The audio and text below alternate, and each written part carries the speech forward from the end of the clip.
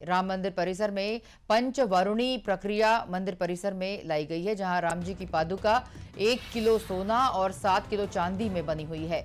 आज से राम मंदिर में दर्शन पर अस्थायी रोक भी लगा दी गई है।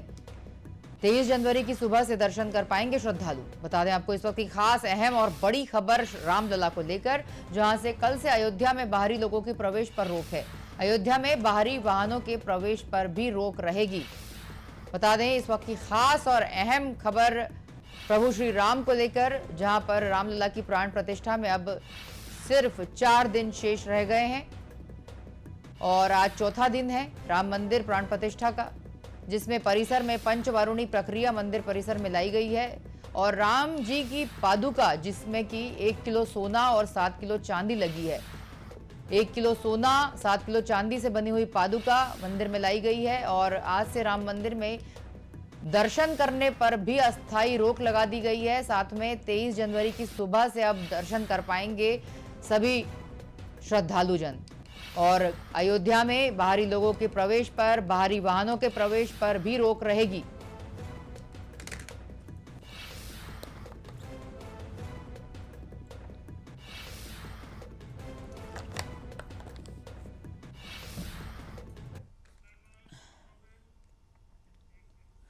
और चलिए खबरों में, अब जहां पर कांग्रेस ने अपने राष्ट्रीय प्रवक्ता आलोक शर्मा को कारण बताओ नोटिस जारी कर दिया है।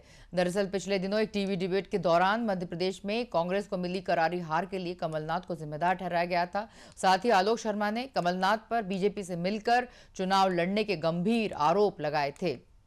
इसके बाद हरकत में आए कांग्रेस आला कमान ने गुरुवार को आलोक शर्मा को कारण बताओ नोटिस जारी करके जवाब मांगा है और कमलनाथ पर लगाए गए गंभीर आरोपों को लेकर आलोक शर्मा को अगले 2 दिनों में अपना जवाब सबूत के साथ पेश करने को कहा है। इस मामले में कांग्रेस का कहना है कि अनुशासनहीनता करने वाले आलोक शर्मा पर आला कमान को सख्त कार्रवाई करनी चाहिए। वहीं बीजेपी इसे करारी हार के बाद कांग्रेस में मची अंतर्कलह करार दे रही है कि किस तरह से वो हवाई जहाज में एक महिला पत्रकार को इंटरव्यू दिया गया, वो दुर्भाग्यपूर्ण था और पूरी की पूरी कांग्रेस ने उसके ऊपर ऑब्जेक्शन किया। और जिस व्यक्ति ने इंटरव्यू दिया, वो व्यक्ति, मुझे कोई मतलब कहने में कोई गुरेज नहीं है कि कहीं ना कहीं कमलनाथ जी के जितने 5-6 साल के क्रियाकलाप रहे, कहीं ना कहीं ऐसा दिखता है कि कोई बीजेपी से सांठ-गांठ तो नहीं थी उनकी। कहीं पर ऐसा तो नहीं था कि वो चाहते ही नहीं थे कि सरकार आए। अखिल भारतीय कांग्रेस कमेटी के नेशनल पैनलिस्ट श्री आलोक शर्मा द्वारा मध्य प्रदेश के भूतपूर्व मुख्यमंत्री श्री कमलनाथ जी के बारे में जो शब्द और बात बोली है वो बहुत ही आपत्तिजनक है।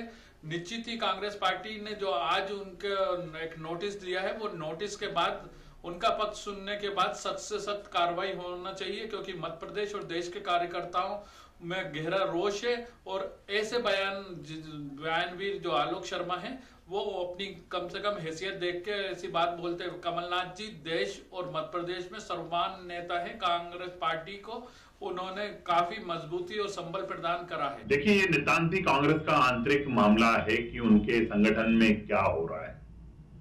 पर मुझे लगता है कि हम जो पहले बोलते थे कि कांग्रेस टुकड़ों में बटी हुई कांग्रेस है, कबीलों में बटी हुई कांग्रेस है, गुटों में बटी हुई कांग्रेस है और टुकड़ों में बटी हुई कांग्रेस है, आज जिस तरह से आरोप प्रत्यारोप का काम कांग्रेस में चल रहा है, कोई नेता कमलनाथ जी पर आरोप लगा रहा है, कोई दिग्विजय सिंह जी पर आरोप लगा रहा है और अन्य अन्य नेता अपने अपने नेताओं पर आरोप लगाने का काम कर रहे हैं। कांग्रेस धड़ों में बटी हुई कांग्रेस है। मुझे लगता है कि कांग्रेस में इस समय कुछ भी ठीक नहीं चल रहा है, इसलिए कांग्रेस को लोग छोड़ते जा रहे हैं। कांग्रेस अब एक डूबता हुआ जहाज है। और अयोध्या में प्राण प्रतिष्ठा अनुष्ठान का आज चौथा दिन है। 22 जनवरी को रामलला की प्राण प्रतिष्ठा की जाएगी। आज श्री रामलला वैदिक मंत्रों के साथ औषधाधिवास, केसराधिवास, धृताधिवास करेंगे। फिर आरणी मंथन से कुंडों में अग्नि प्रकट की जाएगी। आचार्य अरुण दीक्षित ने कहा है कि अग्निदेव को प्रकट करने के लिए आरणी मंथन किया जाता है और श्री रामलला 20 जनवरी को वास्तु शांति के बाद सिंहासन पर विराजेंगे। बता दें गुरुवार को रामलला की मूर्ति को गर्भगृह में बने आसन पर रख दिया जाएगा और कारीगरों ने मूर्ति को आसन पर खड़ा कर दिया है और इस पूरी प्रोसेस में बता दें आपको 4 घंटे लगे।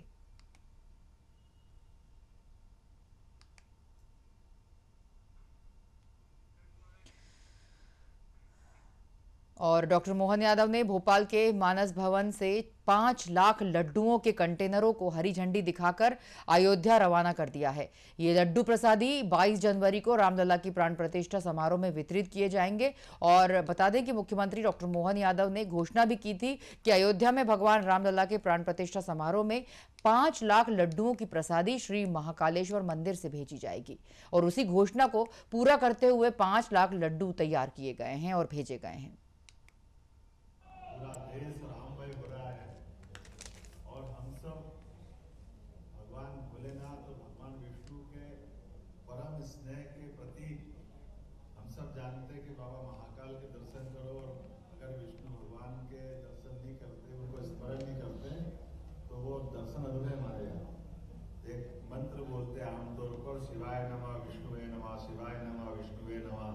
जब भी दर्शन करने जाए महाकाल तो 5 बार 11 बार वेट करके ये दोनों को स्मरण करो तो भगवान अपने वास्तव में मन से अपने को आशीर्वाद देते हैं। और एक तरह से ये आज का जो हमारा आयोजन है ये उसका ही एक रूप है कि जब भगवान स्वयं गणना में जा रहा है तो महाकाल कैसे अपने आशीर्वाद के साथ लड्डू नहीं भेज सकते। वो आनंद तो भगवान महाकाल को सबसे ज्यादा होगा, ये उसकी कोई कल्पना नहीं कर सकता है कि जो भगवान की प्रसन्नता होगी। हम सब जानते हैं कि ये एक बार नहीं, उज्जैन और अपने मध्य प्रदेश की धरती से 2000 साल पहले भी यही घटना घटी है। और ये मुझे तो अवैधनाथ जी के शिष्य और वर्तमान में उत्तर प्रदेश के मुख्यमंत्री माननीय योगी आदित्यनाथ जी ने बताया कि ये जो वर्तमान की अयोध्या का रूप है या इसका जो स्वरूप भौगोलिक दृष्टि से ये 2000 साल पहले सम्राट विक्रमादित्य के काल में ये पूरी अयोध्या को जीर्णोद्धार करके वापस नया रूप देकर, और ये जो मंदिर भी 84 काले कसौटी का खंभे वाला मंदिर, ये मंदिर भी सम्राट विक्रमादित्य द्वारा बनवाया गया है। वो जो एक अलग प्रकार का 2000 साल पहले का समर्पण अपने प्रदेश का उज्जैन से अयोध्या का संबंध बनाने का था, एक तरह से वो वापस ये युग हमारे अपने सामने पलट रहा है, अपनी आंखों के सामने दृश्यमान हो रहा है कि एक बार फिर भगवान अपने गर्भगृह में 500 साल के संघर्ष के बाद, ये अलग बात है भगवान राम के जीवन में उनके जीते जी परमात्मा की किसी लीला के वो उनके जीवन के बाद में भी इन संघर्षों के दौर से निकले। और अगली खबर में मध्य प्रदेश में सभी 29 लोकसभा सीटों पर जीत के लिए केंद्रीय नेतृत्व की नई रणनीति के तहत भाजपा ने कार्य शुरू कर दिया है। मध्य प्रदेश में मोर्चा प्रकोष्ठों के बाद अब संगठनात्मक दृष्टि से विस्तारकों की लोकसभा चुनाव में जिम्मेदारी तय की जाएगी और उन्हें लोकसभा चुनाव में विधानसभावार प्रभार दिया जाएगा। ये विस्तारक शहर से लेकर गांव तक केंद्र और राज्य सरकार की योजनाओं के माध्यम से जनता के बीच जाएंगे। भाजपा ने मध्य प्रदेश में 7 क्लस्टर बनाए हैं और इन क्लस्टर के प्रभारियों के साथ समन्वय कर विस्तारक पार्टी की विचारधारा का बूथ स्तर पर विस्तार करेंगे। गुरुवार को प्रदेश भाजपा कार्यालय में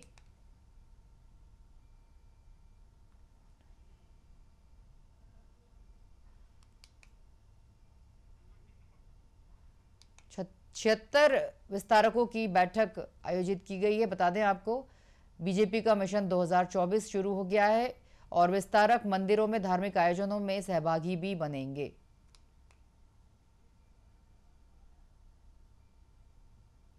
बाईस जनवरी के लिए विशेष तैयारियां शुरू कर दी है भारतीय जनता पार्टी ने और एमपी में 7 नए क्लस्टर बनाए हैं। भारतीय जनता पार्टी 2024 के लोकसभा चुनाव के लिए भारतीय जनता पार्टी ने कमर कस ली है और अब बूथ स्तर पर विस्तारक बनाए गए हैं और विस्तारकों की जिम्मेदारी भी तय कर दी गई है। ये विस्तारक अपनी महत्वपूर्ण जिम्मेदारियों को निभाएंगे और अब ये 7 क्लस्टर बनाए गए मध्य प्रदेश में। इन क्लस्टरों में आने वाले समय में देखना होगा किस तरह से भारतीय जनता पार्टी इन क्लस्टरों का विस्तार करती है। केंद्रीय नेतृत्व अमित शाह, राजनाथ सिंह, जेपी नड्डा के नेतृत्व में और प्रधानमंत्री नरेंद्र मोदी के नेतृत्व में भारतीय जनता पार्टी का मिशन 2024 तैयार है।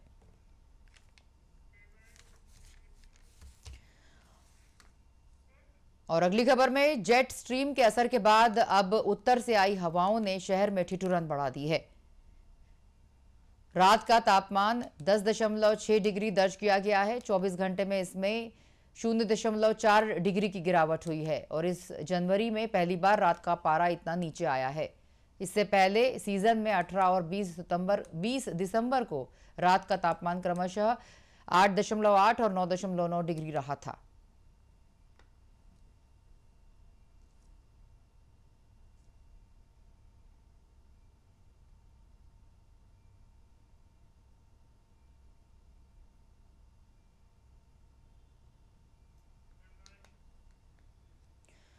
और छत्तीसगढ़ के मुख्यमंत्री विष्णुदेव साय ने 22 जनवरी को दोपहर 2:30 पर प्रदेश के सभी शासकीय संस्थानों में अवकाश की घोषणा की है। अयोध्या में भगवान रामलला के प्राण प्रतिष्ठा के पावन अवसर पर उत्तर प्रदेश के बाद कई राज्यों ने अवकाश की घोषणा की है। सीएम साय की घोषणा के बाद अपने आराध्य के प्राण प्रतिष्ठा के पावन अवसर को देखने का सभी को मौका मिलेगा और भगवान राम के ननिहाल छत्तीसगढ़ में भी रामलला के प्राण प्रतिष्ठा को लेकर प्रदेशवासियों में जबरदस्त उत्साह है।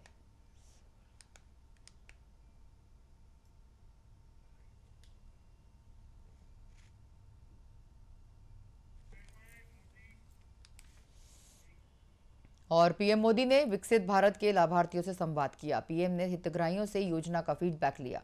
पीएम ने कहा, विकसित भारत का ये रथ पहले 26 जनवरी तक चलाने की योजना थी, पर अभी लोगों तक ये नहीं पहुंच पाया है, इसलिए इसको आगे जारी रखेंगे। मेरे परिवारजनों, विकसित भारत संकल्प यात्रा के 2 महीने पूरे हो चुके हैं। इस यात्रा में चलने वाला विकास रथ विश्वास रथ है और अब उसको लोग गारंटी वाला रथ भी कह रहे हैं। ये विश्वास है कि कोई भी वंचित नहीं रहेगा, कोई भी योजनाओं के लाभ से नहीं छूटेगा। इसलिए जिन गांवों में मोदी की गारंटी वाली गाड़ी अभी नहीं पहुंची है, वहां अब इसका बेसब्री से इंतजार हो रहा है और इसलिए पहले ये यात्रा 26 जनवरी तक हमने भी सोचा था, लेकिन इतना समर्थन मिला है, इतनी मांग बढ़ी है, गांव गांव से लोग कह रहे हैं कि मोदी की गारंटी वाली गाड़ी हमारे यहां आनी चाहिए। तो जब मुझे पता चल रहा है तो मैंने सरकार के हमारे अफसरों से कहा है कि अब भाई 26 जनवरी तक नहीं, थोड़ा आगे बढ़ाओ, लोगों को जरूरत है, लोगों की मांग है, तो इसको जरा हमें पूरा करना होगा और इसलिए शायद थोड़े दिन के बाद तय हो जाएगा। ये मोदी की गारंटी वाली गाड़ी शायद फरवरी महीने में भी चलाएंगे। साथियों, जब 15 नवंबर को भगवान बिरसा मुंडा के आशीर्वाद से हमने ये यात्रा शुरू की थी, तो इसकी इतनी सफलता की कल्पना नहीं की थी। बीते दिनों में मुझे कई बार इस यात्रा से जुड़ने का अवसर मिला। अनेकों लाभार्थियों से मेरी खुद बातचीत हुई। सिर्फ 2 महीने में विकसित भारत संकल्प यात्रा एक जन आंदोलन में बदल गई है। जहां भी मोदी की गारंटी वाली गाड़ी पहुंच रही है, लोग बहुत अपनेपन के साथ स्वागत कर रहे हैं। 35 लाख से ज्यादा नए लाभार्थी पीएम किसान योजना से जुड़ गए। 25 लाख से ज्यादा नए लाभार्थी किसान क्रेडिट कार्ड से जोड़े गए। 22 लाख से ज्यादा नए लाभार्थियों ने मुफ्त गैस कनेक्शन के लिए अप्लाई किया।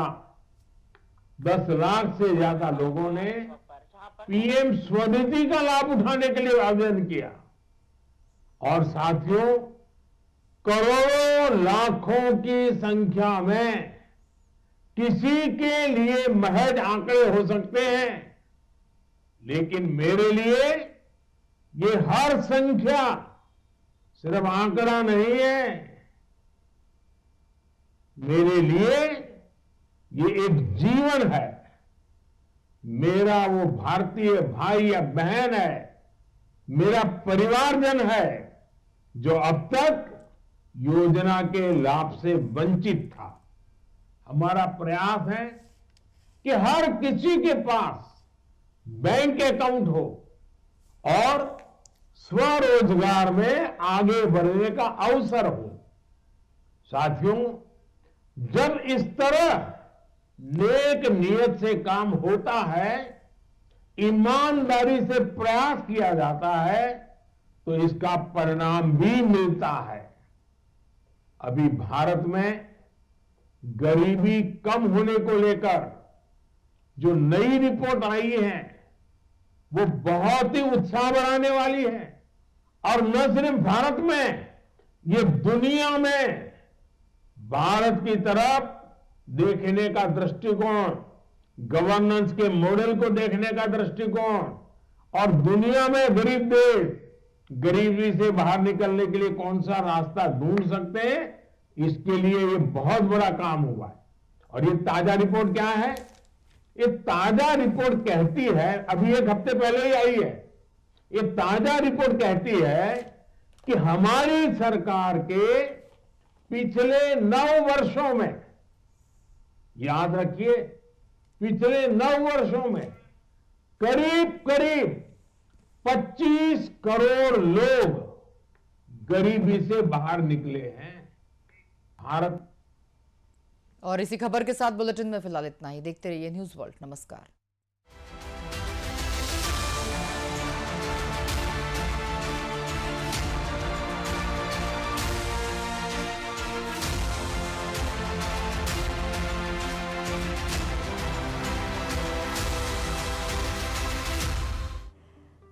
कहीं आपके साथ प्रॉपर्टी फ्रॉड तो नहीं हो रहा है?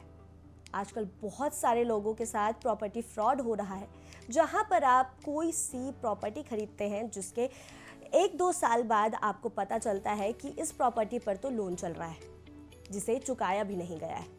और ऐसे में बैंक आपकी प्रॉपर्टी में पोजीशन ले लेता है और आपके साथ हो जाती है बहुत बड़ी चीटिंग, क्योंकि जिसने आपको ये प्रॉपर्टी बेची है उसने आपको इस लोन के बारे में नहीं बताया है। अब ऐसे केस में आप क्या कर सकते हैं?